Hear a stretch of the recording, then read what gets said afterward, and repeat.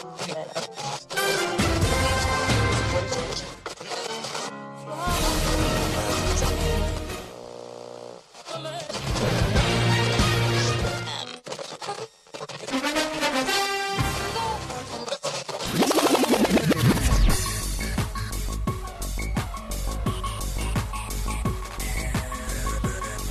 your headphones and pour your favorite beverage.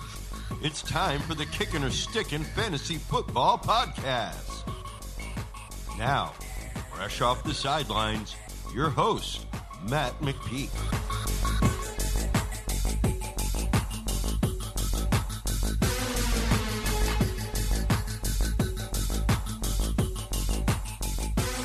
Fantasy freaks and geeks, what is up? Welcome to the Thanksgiving Day special episode of the Kickin or Stickin Fantasy Football Podcast. Thank you for joining me today. I got to apologize for the audio quality of this episode. I'm on the road today, so I'm recording with some minimal equipment here, so please forgive me.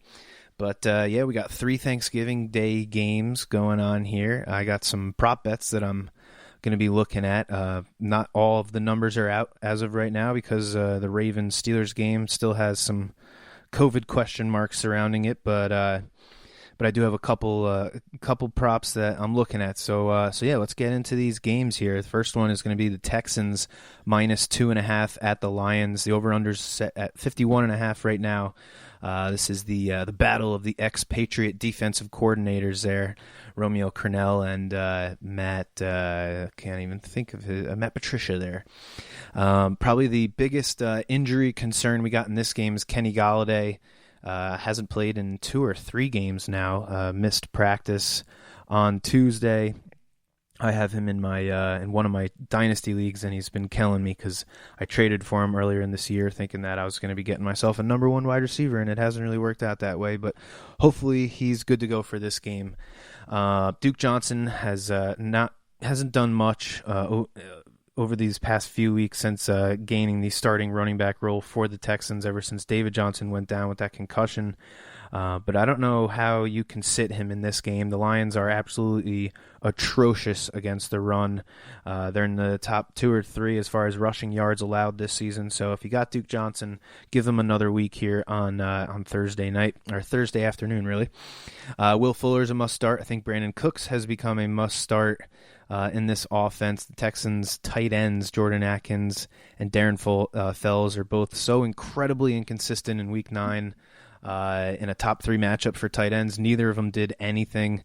Then last week against one of the top 3 hardest matchups against tight ends with the Patriots, Jordan Atkins had 5 freaking catches for 83 yards. So it's a complete coin toss with these guys. The Lions have allowed 5 touchdowns to tight ends this year, but among the 5 teams that have allowed 5 touchdowns to tight ends, the Lions have allowed the fewest receptions and receiving yards. So, and plus the tight ends are both behind Duke and David Johnson. They're behind all 3 wide receivers in Will Fuller, Brandon Cooks, and Randall Cobb in red zone targets. So, yeah, the Texans just don't really target their tight ends in the red zone, which is kind of weird. That's usually where you see the majority of tight end targets do come up, is in the red zone. But so I'm not messing around with any of these guys. I think I'm just going to stick with Fuller, Cooks. I'm starting Duke Johnson. And obviously we're starting Deshaun Watson, which we'll get into in a minute. For the Lions, if DeAndre Swift is active, he missed Monday's practice, and he had a limited practice on Tuesday. And I hope that he is active. You got to play him in this matchup. Like I said, the Texans are also atrocious against the run. Last week, without DeAndre Swift, the Lions mustered 35 rushing yards on 13 carries between Adrian Peterson and Kerryon Johnson. So they need this kid. And it was a really good matchup for those Lions running backs against the Panthers last week. But again, they just didn't do anything. So they need the rookie back. So hopefully he suits up. If he is cleared from concussion protocol, I will be very interested in looking at what his rushing yard prop ends up coming out as. Hopefully we get it at a discount because of his whole concussion issue. TJ Hawkinson is a must start, especially if there's no Kenny Golladay. The Texans have a below average pass defense, so again, if Kenny Golladay is out, Marvin Jones is a start. He only had 51 yards on 4 catches last week, but he scored 4 touchdowns in the 3 games before last week, so I'm going to run him out there again, especially if Kenny Golladay is out. There's just a lot of question marks in this game because of the injuries with Golladay and Swift, but like I said, if DeAndre Swift is cleared from concussion protocol, I'm going to be very interested in his rushing prop.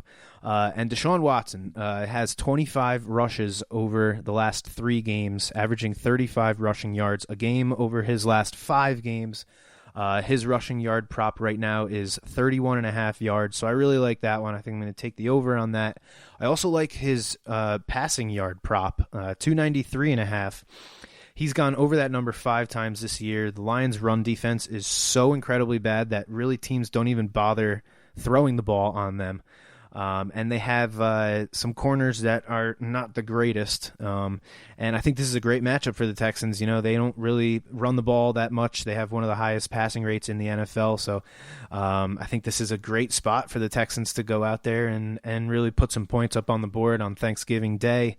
Kind of show everybody that the Texans are nowhere near as bad as they were for the years that they've been under Bill O'Brien. So I'm also going to be using this pick as one of my podcast picks for Week 12 here. So give me the Texans minus 2.5. I think I saw it at 3 on FanDuel, but I think it's still at 2.5 on DraftKings. If it is at 3, I would buy it down to 2.5. Again, you know, put the hook on your side.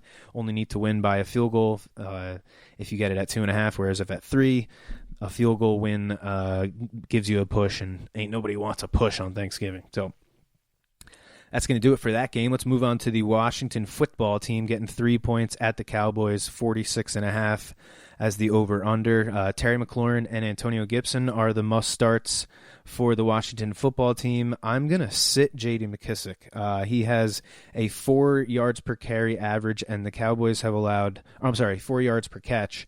And the Cowboys have allowed the fewest receiving yards to running backs this year.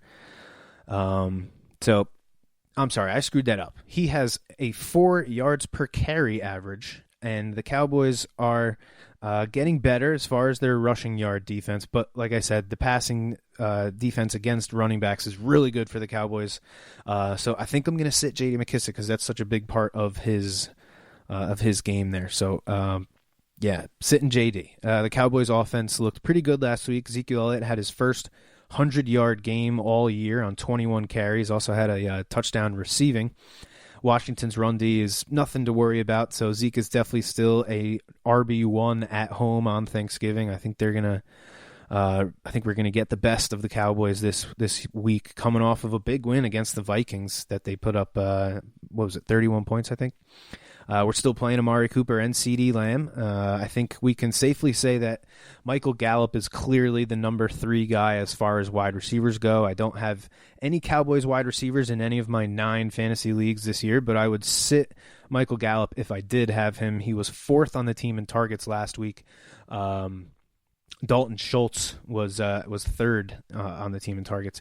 He caught the game-winning touchdown last week. He's got a really good matchup. The Washington has allowed 6 touchdowns to tight ends this year so far. So the props that I like for this game, J.D. McKissic under 28.5 receiving yards. The Cowboys, like I said, allow the fewest receiving yards to running backs. They got 2 of the fastest linebackers that can cover the most ground in the NFL, really.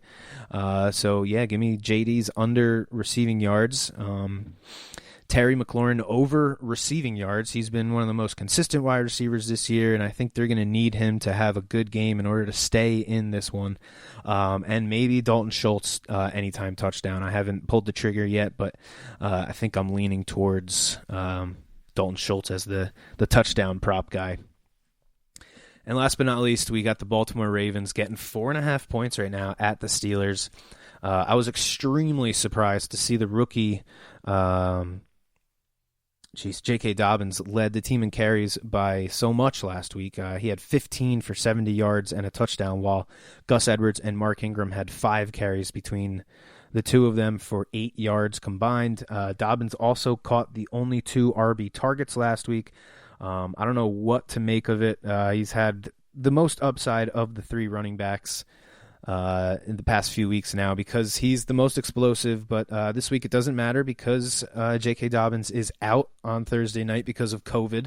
It looks like it's just going to be Gus Edwards and Justice Hill for the Ravens. I think Gus Edwards is a solid RB2 in non-PPR leagues, maybe more of a flex in PPR leagues. The Steelers actually haven't been great over the last few weeks as far as defending the run. They let James Robinson run for over 4 yards per carry last week in a game that the Steelers almost led the entire game. I think I'm avoiding Justice Hill because I have no idea how many touches he's going to get. Gus should get the majority of the work, but I don't see him having all that many catches. So that's why I think he's more of a flex, maybe even a sit in PPR leagues. But he's a Ravens running back that should get 15 touches, so that alone should make him a start in non-PPR leagues. And then obviously, like I said, it's a question mark in PPR. Seems like Mark Andrews is back. Led the team in targets, catches, and yards last week with 96, and he scored. The Steelers have only allowed 1 touchdown to tight ends this year, but I'm still starting Mark Andrews. I have him in 2 leagues. But I will be looking at Mark Andrews' reception prop, and I'm interested in taking the under. So the Steelers are the only team to allow under 50% catch rate against tight ends, and that's with them being tied for the 9th most targets against by tight ends. So it's not like they're not seeing any tight ends. They've played a whole bunch of really good tight ends, actually. Andrews had only 3 catches in Week 8 against the Steelers. I'm hoping with Andrews' 12 receptions over the last 2 weeks, that will drive his over-under up to hopefully 5.5, 6.5. And like I said, I'm looking to take that under as long as it doesn't go lower than 4.5. On one side of the coin, you got Andrews' target share started to go up over the past couple weeks. He's probably the only reliable receiver that they have on the team. So he's probably going to lead the team in targets again. But like I said, the Steelers are just so tough, and they're great at defending tight ends. So I'm comfortable going under as long as it's 4.5. If it's 5.5, hell yeah, I'm going to go under. If it's 3.5, I'm going to go over on that. I think 4 catches is the good sweet spot for Mark Andrews.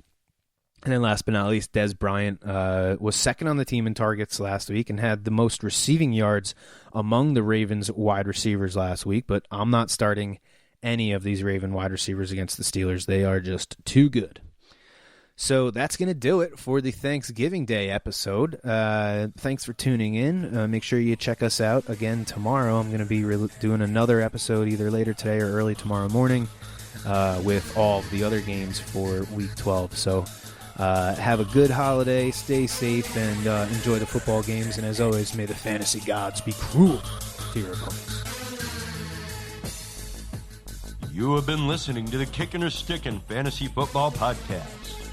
For more great episodes and information, follow us on social media and tune in every week.